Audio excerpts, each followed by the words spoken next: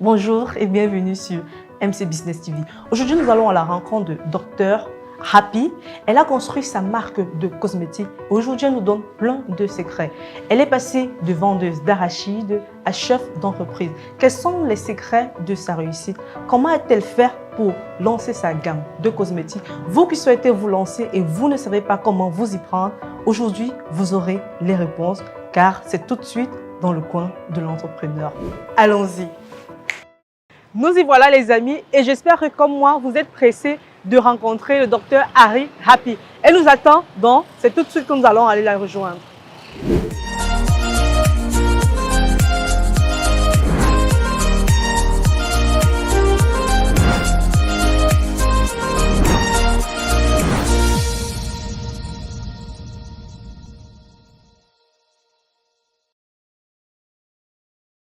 Pourquoi décides-tu de te lancer dans le secteur cosmétique et principalement dans les produits capillaires? Donc, je vais dire principalement pour 3 raisons. Oui. La première, nous avons tous des cheveux. Donc, et tout le monde a besoin de prendre soin de ses cheveux, que ce soit un homme ou une femme. Donc, la deuxième raison, vous savez, les cheveux sont la gloire de la femme. C'est la Bible qui le dit. Donc, et par conséquent, quand une femme a de beaux cheveux, elle ne passe pas inaperçue. Les femmes comme elle lui disent combien elle est belle, combien elle a les beaux cheveux. Donc, les cheveux ne sont pas des choses à négliger sur une femme ou un homme. Donc, aujourd'hui, nous nous rendons compte, la troisième raison, qu'il y a beaucoup de problèmes d'alopécie. Donc, beaucoup de femmes souffrent d'alopécie avec l'arrivée des nouvelles coiffures qui nécessitent les cols. On a de plus en plus des cas d'alopécie grave. Et il est important aujourd'hui d'apporter une solution à ce problème-là. Alors, je vais revenir sur ce mot alopécie. C'est quoi l'alopécie? L'alopécie, ce sont des chutes de cheveux. Oui. Donc, lorsque une femme a des cheveux qui s'arrachent, généralement dès la racine, donc on parle d'alopécie, vous pouvez avoir comme des zones vides, que ce soit l'alopécie frontale au niveau du front, de la tête, des tempes, l'alopécie au milieu de la tête ou alors derrière la tête. Donc, en des mots simples, communément en Afrique, on parle de mon vieux. Ah, d'accord. Et à quel moment décides-tu de lancer ta gamme capillaire ou tes produits capillaires? Quel a été cet élément déclencheur-là? Donc déjà, ce n'est pas du jour au lendemain que ça s'est fait. Moi-même, je souffrais d'alopécie. Donc, et puis, j'ai commencé par formuler des produits pour moi. Donc, je faisais des soins et j'ai, par après, fait des formations en cosmétique et en tricologie parce que c'était un problème que je trouvais assez grave pour moi. Donc, après ce succès sur moi-même, j'ai donc été encouragée à accompagner les femmes dans la restauration de leurs cheveux. Voilà. Et comment se passent tes débuts? Comment tu fais même pour mettre en place ta structure? Donc, j'ai commencé à vendre les produits après avoir eu le succès sur moi-même. Donc, j'ai commencé à vendre à mon entourage. Et puis, après les bons retours, j'ai mis sur pied une page Facebook donc, où j'ai eu quelques abonnés qui ont commencé aussi à acheter ces produits. Donc, et tout récemment, notre cabinet est né. Quelles ont été tes difficultés majeures?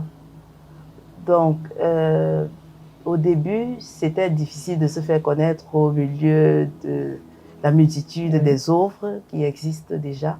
Donc, et puis, les difficultés à s'approvisionner des intrants. Alors, des intrants de qualité, bien sûr. Alors, malgré ces difficultés, tu réussis à mettre sur pied ta marque Harry Hair. Et quels sont justement les produits ou les gammes que Harry Hair propose, ses services, mais surtout, quelle est la particularité de cette marque? Donc, déjà notre particularité, je vais commencer par là, c'est que nous faisons des produits naturels, des produits à base de substances naturelles, que nous formulons en tenant compte des porosités des cheveux, des différents types de porosité des cheveux. Donc la porosité d'un cheveu, c'est sa capacité à absorber de l'eau et l'hydratation. Donc nous formulons des produits en fonction des types de porosité. Nous avons principalement 3 gammes de produits pour les 3 types de porosité. faible porosité, porosité moyenne et forte porosité.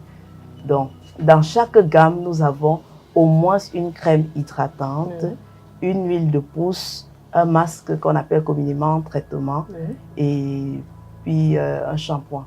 Est-ce que tu peux nous parler de tes produits, des produits phares que tu utilises régulièrement pour chaque porosité ou alors pour chaque type de cheveux? Oui, le produit phare, c'est l'huile anti-casse. Et c'est d'ailleurs notre best-seller. Il se retrouve dans toutes les gammes. C'est une huile qui limite la casse, comme son nom l'indique, mais c'est aussi une huile de pousse qui est riche en substances naturelles et en vitamines de type B, qui stimule le follicule pileux et favorise la pousse des cheveux. Et comment se passent les consultations? Les consultations en général se font sur rendez-vous. Donc, comme je suis enseignante, je n'aimerais pas qu'une cliente arrive et ne me trouve pas. Donc, il y a un formulaire pour prendre rendez-vous en ligne, un rendez-vous en ligne. Et une fois que le rendez-vous est pris, donc la cliente vient et nous commençons par examiner, lui poser d'abord quelques questions pour avoir une idée de son passé. Est-ce que le problème qu'elle a peut provenir, par exemple, d'une maladie, de certains médicaments, ou alors c'est un problème héréditaire? Est-ce que ce sont des soins mal faits? Est-ce que ce sont des mauvais produits? Est-ce que ce sont des mauvaises habitudes? Donc, nous prenons d'abord quelques informations du genre. Ensuite, nous faisons une tricoscopie pour voir son cuir chevelu, l'état de son cuir chevelu, l'état de ses cheveux. Et puis, est-ce qu'elle a une inflammation? Est-ce qu'elle a des cheveux trop cassés? Qu'est-ce qui peut engendrer cela? Donc, au début, nous commençons par chercher d'abord, est-ce qu'elle souffre d'une alopécie cicatricielle ou non cicatricielle? Parce qu'il faut savoir que lorsqu'on a une alopécie cicatricielle, rien ne peut être fait. Donc, mais lorsqu'on a une alopécie non cicatricielle, c'est-à-dire qu'il y a quand même encore la présence des follicules pileux. Donc, ces follicules peuvent être vides, mais au moins, on sait qu'il y a encore des follicules qui peuvent produire des cheveux. Intéressant. C'est super intéressant. Mais est-ce qu'il faudrait au préalable avoir un problème avant de venir ou bien avant d'avoir vos produits? Non, pas du tout. En principe, comme je le disais tantôt au début, les cheveux font partie du corps humain. Donc, tout le monde devrait prendre ses cheveux. Le problème, c'est que, étant donné qu'on a des alternatives aujourd'hui avec des perruques, les femmes négligent un peu les cheveux. Vous voyez, pour la peau, comme il n'y a pas encore une peau de rechange, tout le monde achète son lait avant que le lait de toilette ne finisse. On a déjà renouvelé. Donc, généralement, les femmes attendent d'avoir des problèmes pour venir, mais non. Chaque femme devait avoir sa crème capillaire pour entretenir ses cheveux, les garder beaux. Alors, une petite question indiscrète. Est-ce que ce sont tes cheveux-là? Oui, ce sont mes cheveux. Et comment on fait pour obtenir ce résultat? Parce que je les trouve magnifiques. Merci beaucoup. En fait, je les ai eus en 2 ans déjà. En 2 ans? Oui, parce que j'avais, comme je vous le disais, je souffrais d'alopécie. Donc, j'avais les cheveux défrisés et puis j'ai décidé de faire une transition pour pouvoir avoir les cheveux naturels. Il faut déjà commencer par arrêter certaines habitudes, comme par exemple faire des tresses trop serrées, des coiffures trop serrées. Ensuite, utiliser des bons produits, surtout des produits naturels. Et aussi se faire suivre par un spécialiste. C'est important de se faire suivre. C'est important. Pour que le résultat puisse marcher et puisse fonctionner. Oui. Déjà, il y a plusieurs choses à faire. Il y a plusieurs choses à faire. Donc, on ne peut pas tout dire dans l'interview. Le temps ne suffira pas. Mais selon ton expérience, est-ce que le secteur cosmétique est rentable? Je dirais oui. Il faut toutefois garder à l'esprit que la rentabilité dépend grandement de la capacité de production, du volume de vente et du segment de marché cible.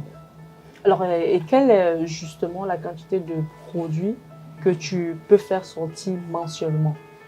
Nous ne pouvons à ce stade mentionner le volume de production par mois, mais toutefois, je peux affirmer que la demande de nos produits va grandissant sur l'échelle nationale et internationale, comme dans les pays comme l'Allemagne, le Gabon, pour ne citer que cela. Donc, vous réussissez déjà à vendre des produits à l'extérieur, à avoir une grande clientèle de l'autre côté de la diaspora. Oui, madame. Et en tant qu'entrepreneur, comment réussis-tu à gérer les difficultés au quotidien? Comment les affrontes-tu?